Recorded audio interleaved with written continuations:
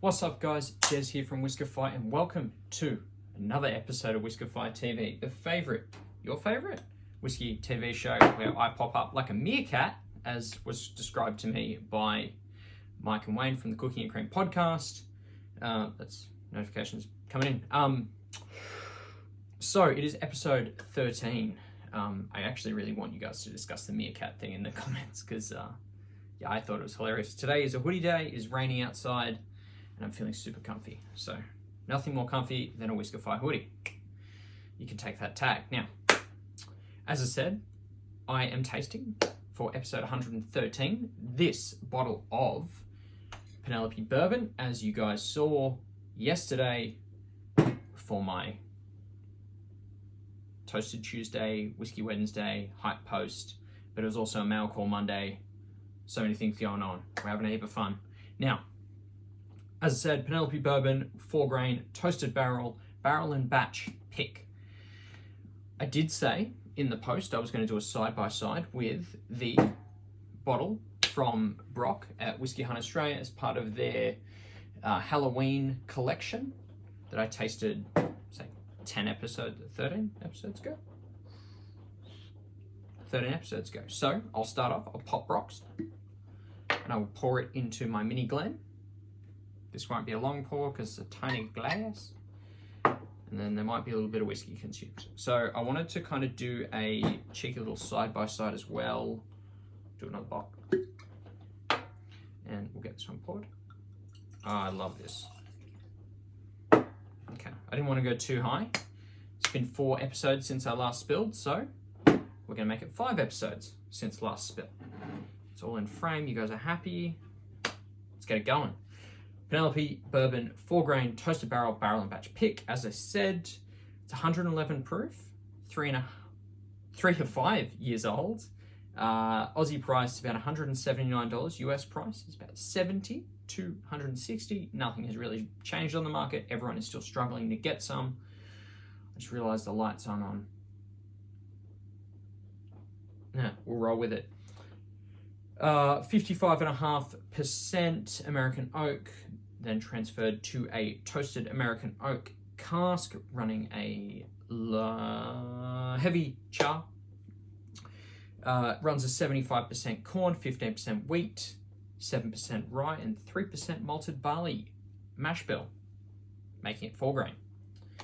Now let's break into the I guess show notes, and then we'll go on to the tasting. So straight off the bat, it was only episode 100 where I cracked into this bottle of Penelope toasted barrel, but come 13 weeks later, our friends at Barrel and Batch released their own version, which obviously they can't release it too closely to Brock's at Whiskey Hunt, but you know, everyone's got to get some love in, because you know there's plenty of delicious Penelope juice to go around.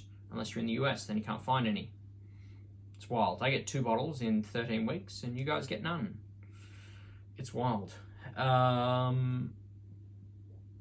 Moving on, once again, this juice is sourced from MGP, utilizing that 3 to 5 year old juice, then rebarreling it into a light to medium charred barrel, but then toasting it on a heavy char, very similar to the way Woodford Reserve do their Woodford Double Oaked, like finishing casks, if you will.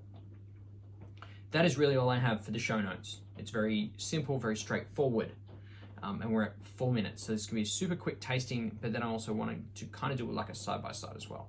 So straight off the bat, I want to I'll make a bonus content. If you guys want to stay to the very end, I'll taste the Penelope Whiskey Hunt, but if you're just here for the Barrel and Batch, we'll run through the normal show. So, maybe I should have poured this out earlier, let it breathe. So, as I said, it's currently sitting at 55.5. Jacob's going to be very upset because it wasn't. I really should have done this 2 episodes ago, but I only just picked up a bottle on the weekend after the Whiskey Hunt Australia Whiskey Hunt. So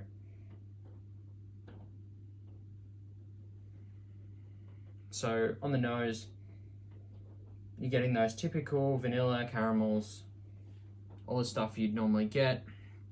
Kind of like a green charred oak as well, like not really like a bushfire because that's way too smoky, but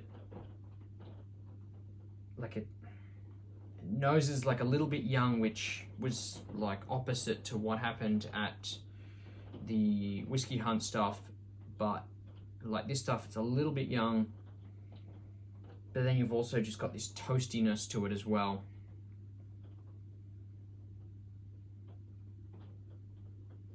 There's some cinnamon there. And kind of like this fun Cheerio note as well, so from your cereal grains. Definitely not a bad time. Definitely not a bad time. Moving on to the taste.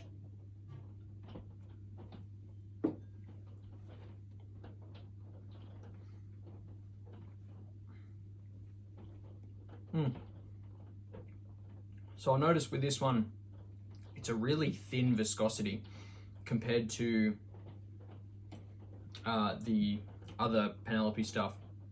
Sorry, Brock's Penelope stuff. I said that. My ears are going weird. These aren't staying in. There we go. I said like the other Penelope stuff. But no, it's Brock's. I forgot where I was. Yeah, super thin viscosity on that. I was expecting it to be a little bit more thicker, but it's really just got this like light spice coating. The side of the tongue, it's also got like another note there, just as I was kind of flicking around on the palate, but I couldn't really work it out. Who knows? Now, just for the finish there.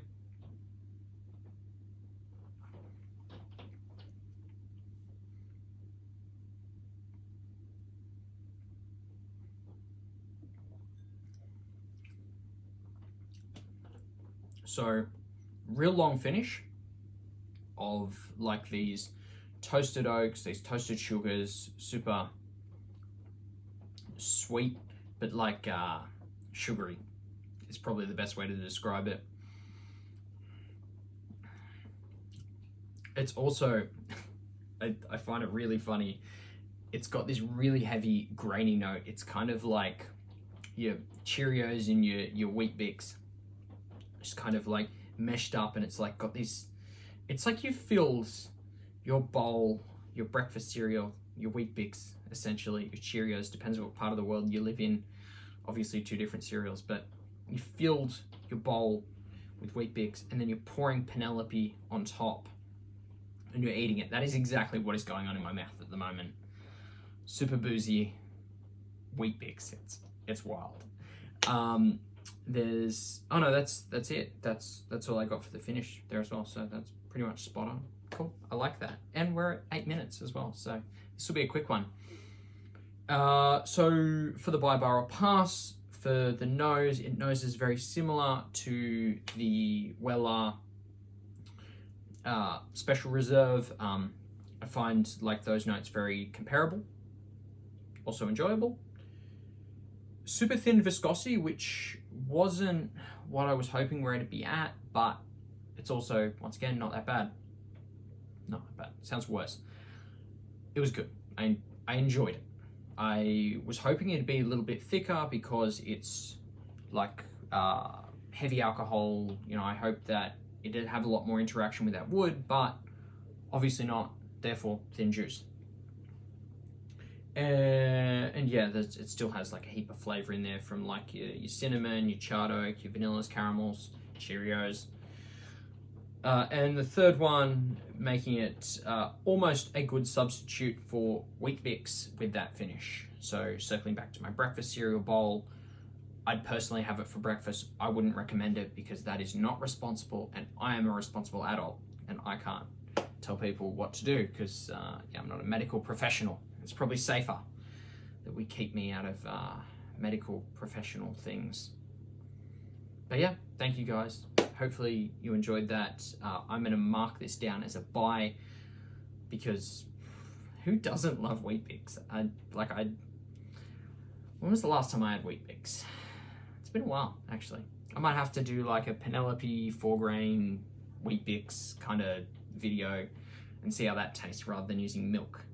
But if you guys are here for the comparison, I may as well do the comparison really quick while I'm here. So I've got my mini Glen of Brock's Whiskey Hunt Australia Penelope pick with the little I forgot what the wet pumpkin, little fire pumpkin. See, this one's a lot sweeter on the nose. I don't really get those cereal grains. It's like very honey, very... No, Siri's not doing that. Yeah, it's really sweet. And I kind of want to make this as seamless as possible for you guys, so it's like an opposite flavor profile for this one. Sorry, Brock's is probably a lot more sweeter forward, which is what I typically enjoy with bourbon. But then also barrel and batch is like kind of the opposite, where it's really grain forward and oaky, which is also something I enjoy.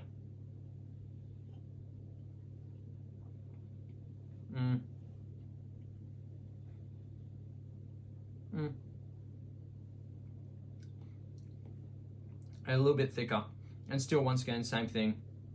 Those toasted sugars are kind of just mingling from just using that toasted barrel.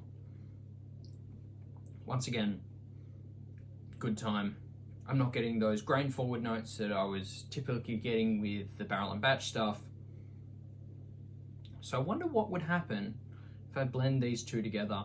Out of which one I'd prefer, in case you guys are wondering, both of them are very unique, where if you like one, you may not like the other, but then at the same time, if you like kind of like both, so you like sweet, definitely go Brock's. If you want grain forward, go Ray's. But either way, I've got both, so I'm a very happy boy. But thank you guys so much for watching.